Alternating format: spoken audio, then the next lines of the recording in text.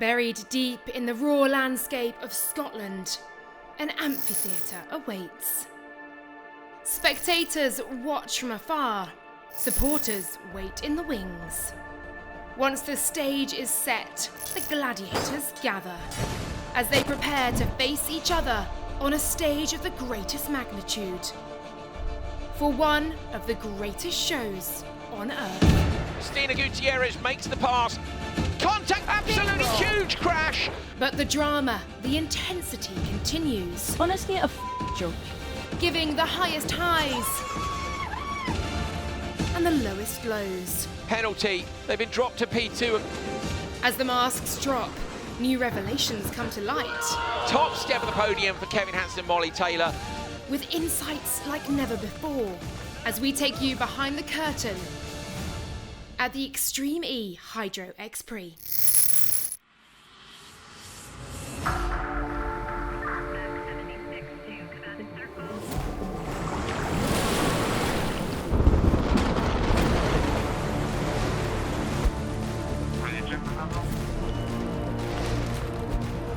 Prepare to be aggressive.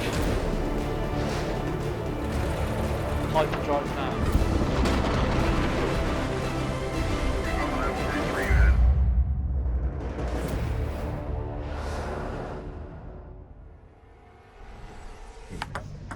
This is called Extreme Unfiltered. So there's this no is very filter. unfiltered. This is what we do on race weekends. Action! Scotland was the location for rounds 3 and 4 of the Extreme E Championship, which took place at an old open-cast coal mine in the rural setting of Dumfries and Galloway.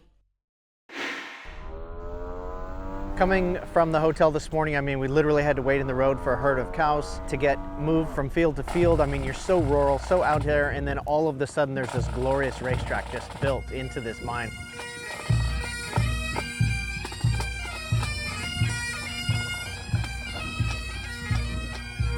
Go hard. Yeah! You guys don't get enough credit for this. And I just blow air into As hard as you possibly can. Oh wow, look at that! It's quiet.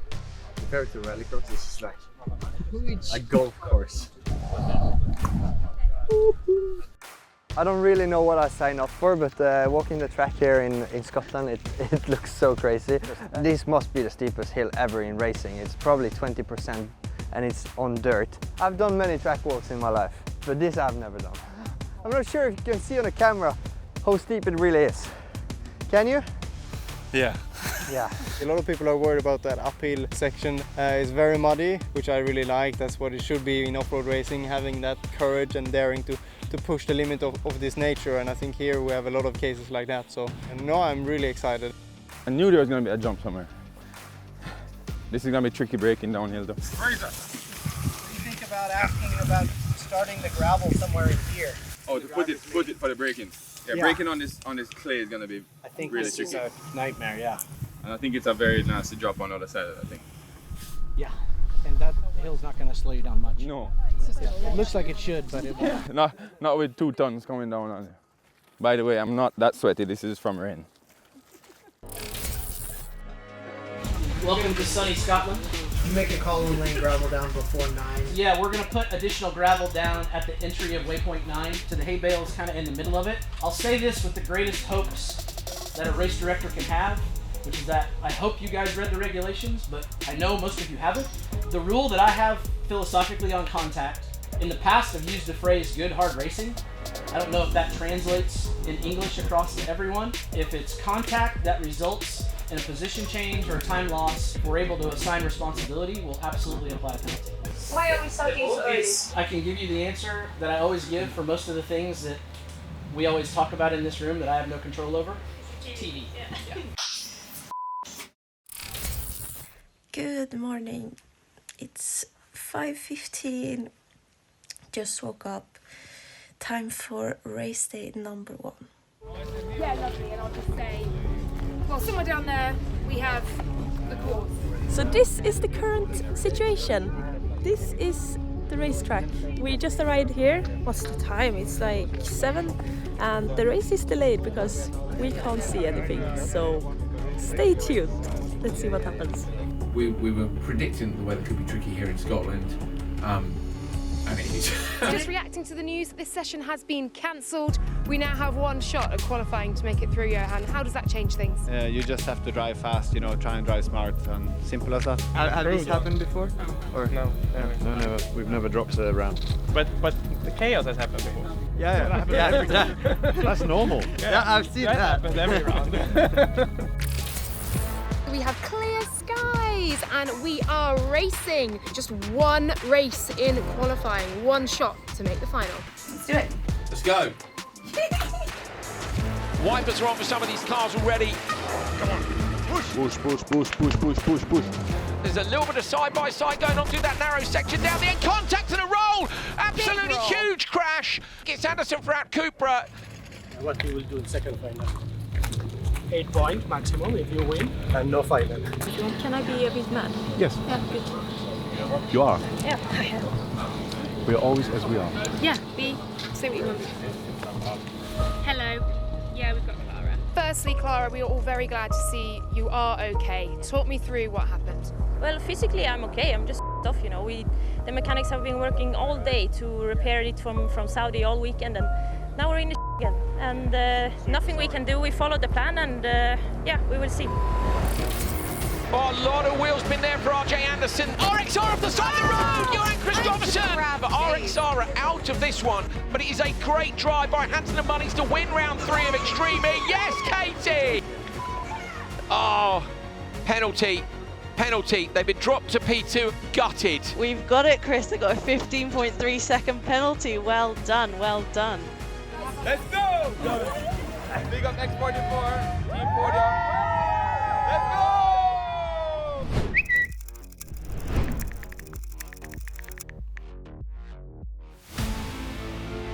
Good morning, it's round 4 of the Hydro X Prix here in Scotland. It's Sunday. We are expecting a little bit of rain later on, and it's quite cold as well, but we will have racing for round 4. Now Gilmore into the barrier on the inside line. Scheider goes in really hard behind Gilmore. Spin. Scheider's gone round, and that's Anderson. Now Cooper's gone into the drink as well. Big carnage in turn 1. What? Surely it's going to be a red flag. Wow. This is crazy now. Wow. I think conditions have changed because it's so slippery down there. It's honestly a joke. Like 3 cars in one time in one place, huh? Yeah. McLaren. The other one. And Emma, I talked with McLaren, and Emma told them that she can do nothing. I'm like myself, but I'm also a little excited. Yes. Never more than full throttle.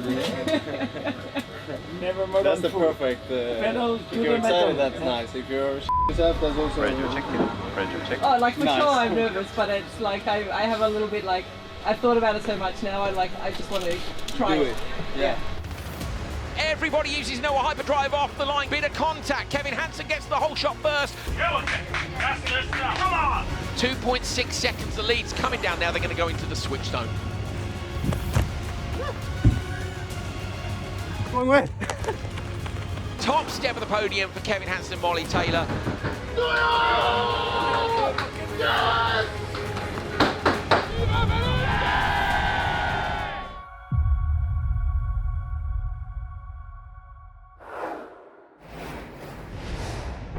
A championship that puts the climate at its heart, Extreme E is very selective with the places it chooses to race.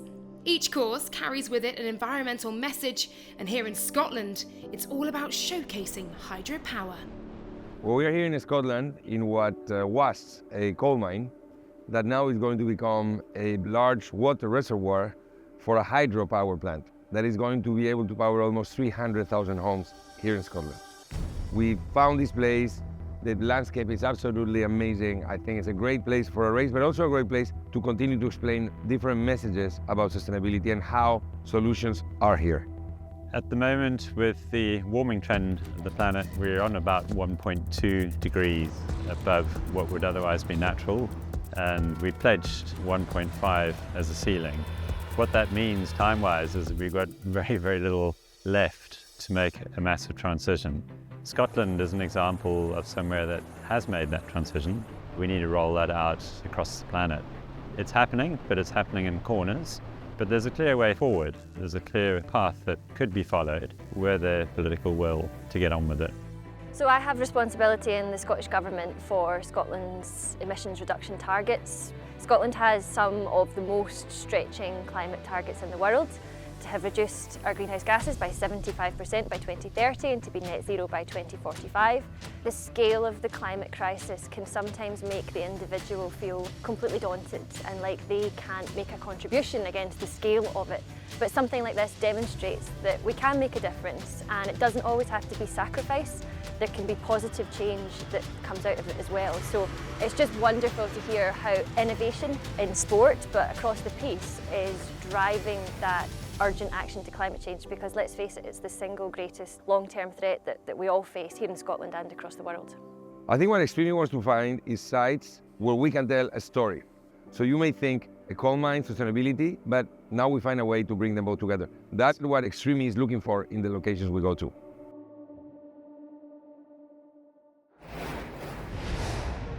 As part of its commitment to a greener future, Extreme E aims to leave a lasting mark on the different locations in which it races. That's where its legacy programme comes in, which sees the championship help find solutions to the different climate issues each region is facing. So today we're here at the riverbank of the River Neath in Scotland, and the legacy programme here is all about protecting the wild Atlantic salmon, and we're doing that by electrofishing to give us a better idea of the kind of cultures that are here at the minute, and also planting trees, because where the riverbed's eroded, behind me you can see when it floods it's really easy to break down the barriers of the riverbed. So the whole programme about planting trees is that the roots will create some solidity in the bank, and also the leaves, when they're fully grown, will reach over and help to cool the temperature of the water by providing shade. What we're doing here, we need to establish baseline statistics. So we use the mechanism of electrofishing. We're temporarily stunning the fish. We're able to capture them, we're able to measure the population, we're able to look at the different life stages of fish that are in here.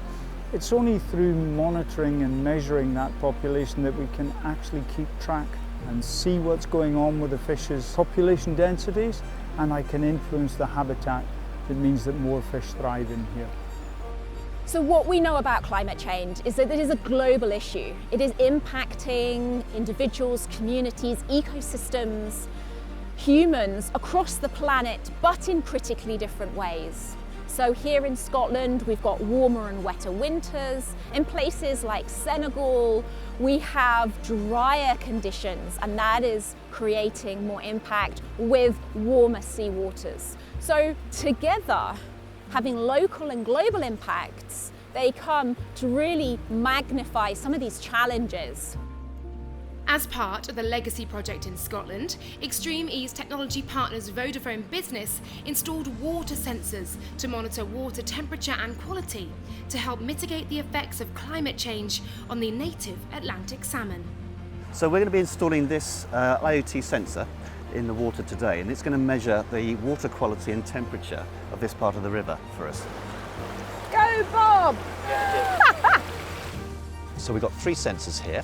First of all, HydroSense, which is a water quality buoy that sits in the water throughout the year. Secondly, we've got air temperature sensors that will sit on the riverbank. And thirdly, we've got sensors that will sit in the water and give us temperature feed throughout the year, so that we've got a comparison of ambient, in the water, and potentially also in the shaded areas. I think the technology component is massive. That's how we're finding all the innovations to be able to monitor the effects of climate change, and then also how we're going to make a difference in solving those problems, and then also how we're going to live differently in the future. The unique thing about this championship is you do the legacy projects, and the whole goal of leaving a place for a racing championship in a better way than you found it is sort of fascinating. But for me, on a personal note, it helps ensure that motorsport can continue in the future. It's important that Extreme E shows the way in this and proves through concepts like this that even with really lofty goals, a lot can be accomplished in a good way.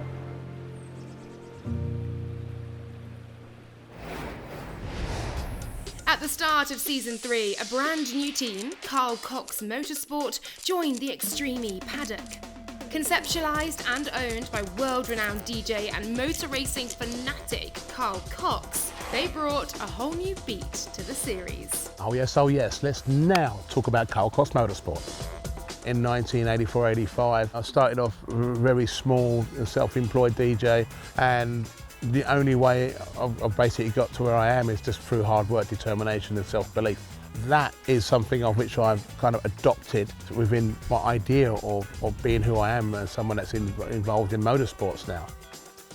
When I was starting off and I was drag racing, I put all my eggs into my car to race on once a month, but I always broke something and it always cost me money, more than I was earning, and I just thought this is no good for me, so I actually stopped drag racing and then just kind of pursued my life as a self-employed DJ. And then once I started making some money, I put a certain amount of money away to be able to basically create what I have now today, Cox Motorsport. So it's taken a long time to get to this point, but I think now that the vocation of what I do now, that both things have just started to become parallel. I'm very happy to show you some of my Cox Motorsport car collection in the Aladdin cave of cars. This is my Motorsport Mini, something of which a father and son had as a project, and I saw it online, and when I went to go and buy it from them, they couldn't believe it was me that was picking it up. I can show you me getting in this car. I'll go like this, put my bum in the seat, put my foot in the clutch, I can open the door, and I'm in. Well, I heard about Extreme E right from the beginning. I really enjoy, circuit racing to the highest level, but this is completely different. It's just incredible to see it on some of the most gnarliest terrain I've ever seen. So when I got to see them in Sardinia and all the dust flying and the cars rolling and smashing into each other, so I was curious, I got to know. We were invited to Extreme E as guests of one of our partners, and conversations started about us coming to another race, and suddenly we realised we were becoming really friendly with everybody and really liked this thing, and they call it the Extreme E family, and it really felt like you were part of something. Before we knew it, we'd committed to us having a racing team, and they asked us what difference do you think we could make, and we just felt we were in it to win it. And here comes Cox Motorsport. They are going to take their first ever podium here in Scotland. Well, getting the podium, well, first and foremost, I wasn't expecting to get anywhere near close to that in our first season. Most teams don't. Everyone was so happy for us. They could see that we're a genuine, honest team that basically come together and work really hard, and I think that was something inspirational for all. That was a very proud moment for me, and hopefully we can carry on and maintain the energy of what we know we can create and what we know we can achieve.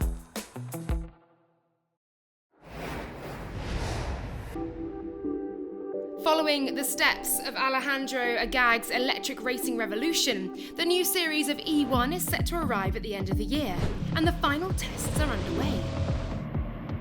E1 is the first World Championship of electric powerboats. And basically we want to take what we've done on circuits with the ABB Formula E Championship, on off-road with Extreme E, to the water. And the water is the next frontier where we need to also decarbonize mobility. Rivers, lakes are very polluted. The sea, the oceans really need a massive attention.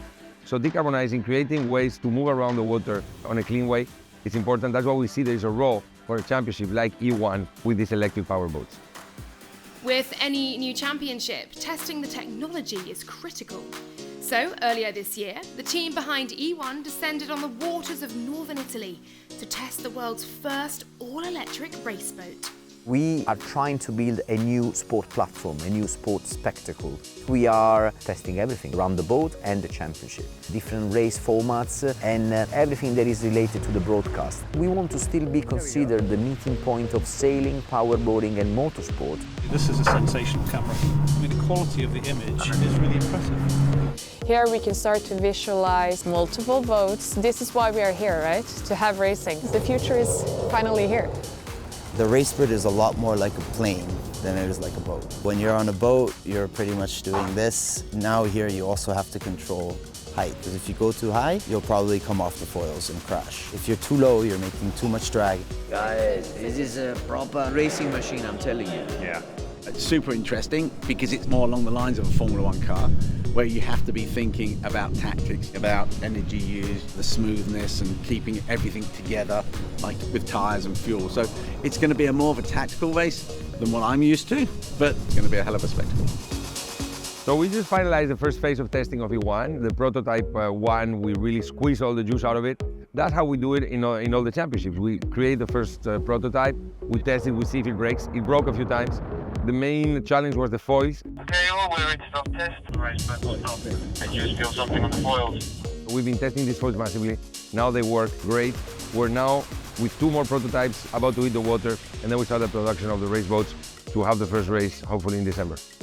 We want to bring the race to the fans, to be as close as possible to the shore and get an immersive experience. We want to showcase the technology we're using, the innovation, to engage the younger generation. That's all that matters in the end. I think E1 is a revolution on boat racing. I think boat racing needed something really new and fresh to give it like a new energy, and that's E1. I myself am super excited. I had the chance to drive myself the Racebird on the waters of Monaco. It's a fantastic feeling, and it's going to be so much fun to race, to see those boats racing at full speed in waters all over the world.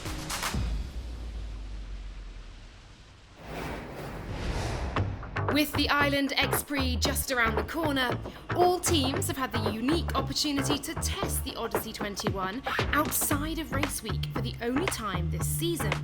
On his day of testing, we caught up with Neon McLaren's Tanner Faust. Today we're here in Wales at Sweetlam, very famous ground here, home of 2 of the WRC Rally GB stages, and we're here to test the Neon McLaren Extreme E race car. This window of testing is really important to us because we don't really get to do anything during the season with the car being away on the boat.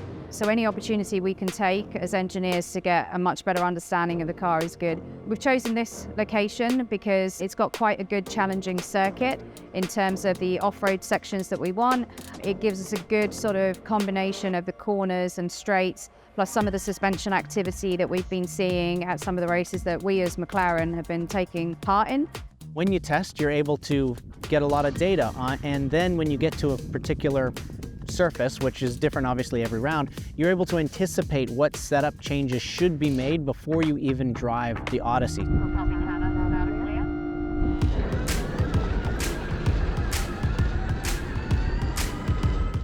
Having Tanner here, where we're away from the track, away from all the racing, all the pressure of getting points and like good qualifying position, that's really good for us because it means we can ask him some quite targeted questions.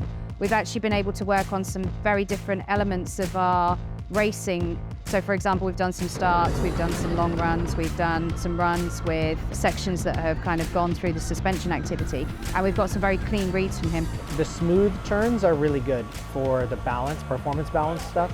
There's nothing that challenges the suspension at all.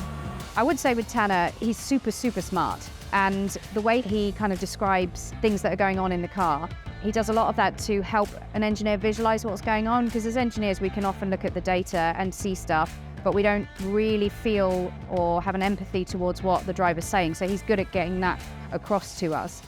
In Extreme E, the driver's job is, we are in the car actually driving probably less than 30 or 40 minutes in a weekend. So our job is quite short. The hours and weeks and months that are put in behind the scenes really make the difference. There's only so much that is in your control when you come into a place where it's a fresh track. Nobody knows what the weather's going to be. Nobody knows how the cars are going to react to certain things. But everything that you do have control over, you have to maximize.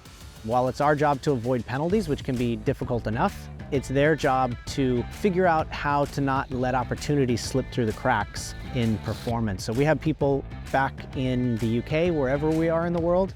We have our 8 people that we travel with, and Lena and Tina work amazing as a team for maximizing every opportunity. Going forward to Sardinia, well, we're going back to the same location, but the course is going to be different. So with it being a shorter length course, there's probably going to be more side-by-side racing. Being able to feel confident in the car as a driver, knowing that it's not going to do anything too unpredictable, that's quite an important element. So everything that we take from here, which will give us a good feel for how the car behaves, is what we'll kind of use as base setup when we go into free practice 1 in Sardinia. Sardinia is not a new track for a lot of people. It's quite rough, very sharp bumps. The racing is very aggressive, and there's a lot of multiple lines that go into a single line, so that anybody's got a shot.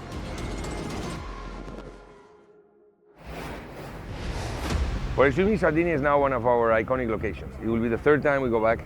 It's an incredible site where you combine different problems that climate change is creating, like the wildfires, like the problems also with the marine ecosystems, with Posidonia oceanica. We've done different legacy programs there with an amazing racing circuit. Very challenging, and yeah, we love to go there. We see great racing. Well, sometimes big crashes, but luckily with no consequences. Top contact, massive shot! Drivers love to go back to Sardinia. I'm really looking forward to go to Sardinia. It's where I got my first podium in Extreme E. I remember going in a semi-final, winning over Carlos Sainz in my first full race, and that was like insane for me. Yeah, I think that's going to be a good one. Yeah, it's going to be the first time racing in Sardinia for me. I was a championship driver there last year, but everybody knows it's a completely different world from testing to racing. So, new team, new car, new race, new track. So, we're going to go out there and do our best. See you in Sardinia. We'll see you in Sardinia. See you guys in Sardinia.